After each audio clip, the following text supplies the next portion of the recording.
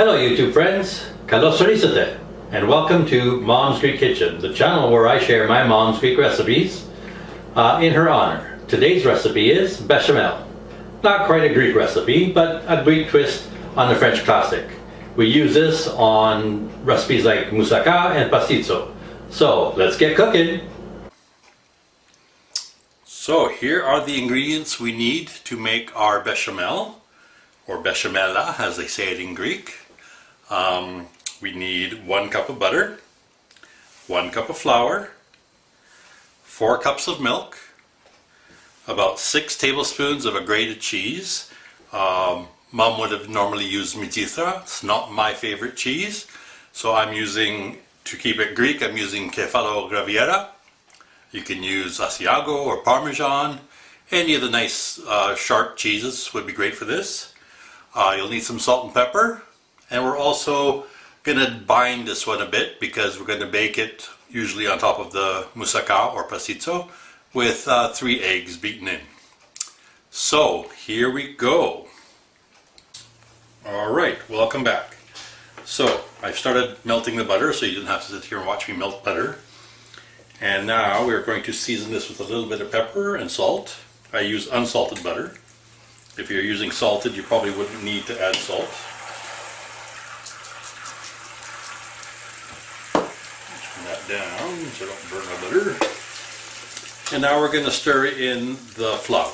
And you want to cook the flour for a good minute or so to remove the raw taste.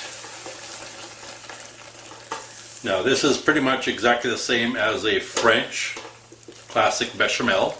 The only difference is we will not be using a bouquet garni or the nutmeg that normally goes into a traditional bechamel. And we're going to actually modify it by adding cheese, which will actually, if you were talking French, you would call this a Mornay sauce.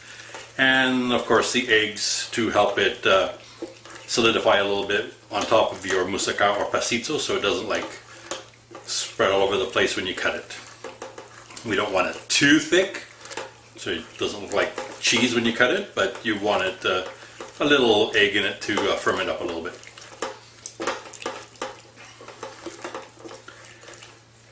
If you want to go really pretty, you can use white pepper instead of regular black pepper, but Greek food tends to be a little more rustic. So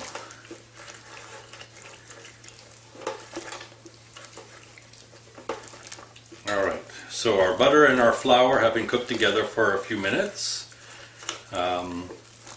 It's nice and smooth, which is about to drastically change. Smells good. Alright, here we go. So now, we're using cold milk, and that is one of the secrets to making a smooth bechamel. When you add the cold milk, the butter will instantly solidify around the flour grains, or whatever you want to call it, and prevents clumping. And as the butter heats up, or the milk heats up and the butter releases the flour inside it, it starts to thicken. And you just keep repeating that process over and over, starting with a little bit of milk to begin. So you're going to add it gradually. At the beginning it's going to look really scary as the flour and milk react and they go into a gloppy mess like this. Don't worry, just keep going. Add a little bit more milk. Easy at the beginning. Keep stirring. You don't have a very high heat. This is about a medium. You want the milk to heat up, but you don't want it to be boiling quickly because that will make a mess. You'll get back into that gummy stage in a minute. And that's what you want to wait for before you add milk. The first 2 times anyway, 2 or 3. It won't get that gummy after you've got most of the milk in it. Alright, so we're going to add some more milk, a little bit more this time. I'm going to turn my heat up a little bit.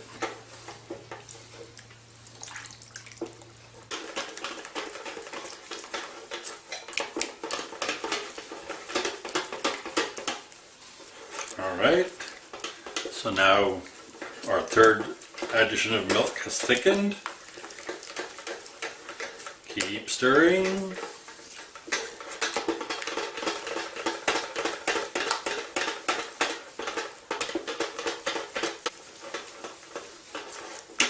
Okay, pretty much the rest of the milk now. And at this point, you can continue on with a wooden spoon, but I usually switch to a whisk just to get a really creamy as possible finish.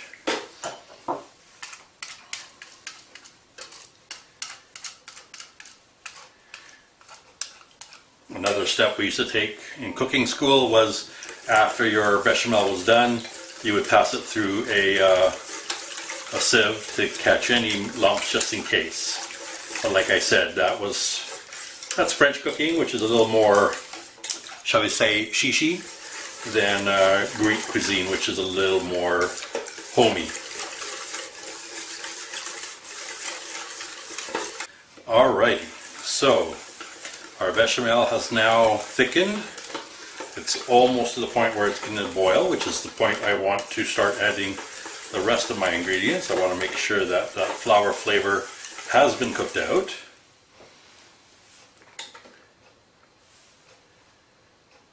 And there we go, we're starting to get bubbles. Be careful, because if it glops, this stuff is hot like magma and it will stick to you because it's thick. So don't let it actually make a blop, but you can see it starting on the bottom. Alright, I'm just going to leave it there for about 30 seconds to make sure that it's all cooked out.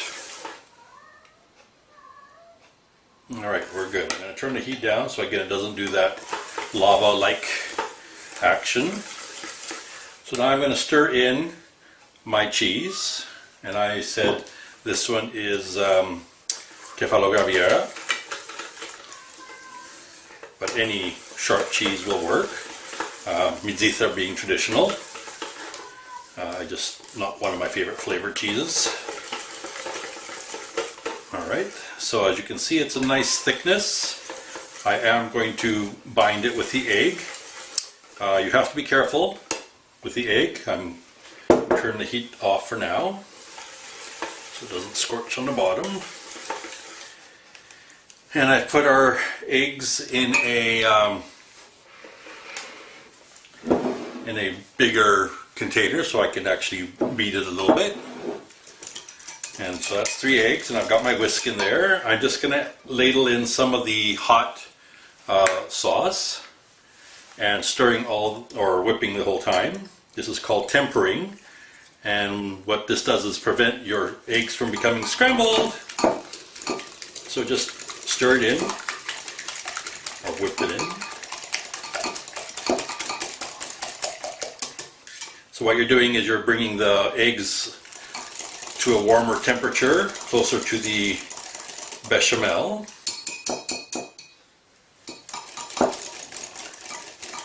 And if you do it gradually, your eggs will not curdle. And then one more, and then we are going to put the egg mixture into the bechamel mixture, again beating the whole time to keep it from curdling. And when it bakes, the eggs will help bind our bechamel nicely. Alright, and now we're going to just mix this in, stirring the whole time.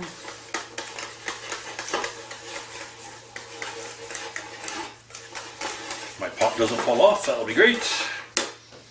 Alright, get all of that.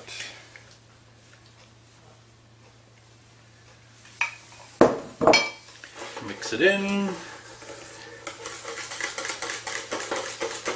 And our bechamel topping is completed. So now this is going to go to the side, and we'll use it when we assemble our moussaka or pastitsio.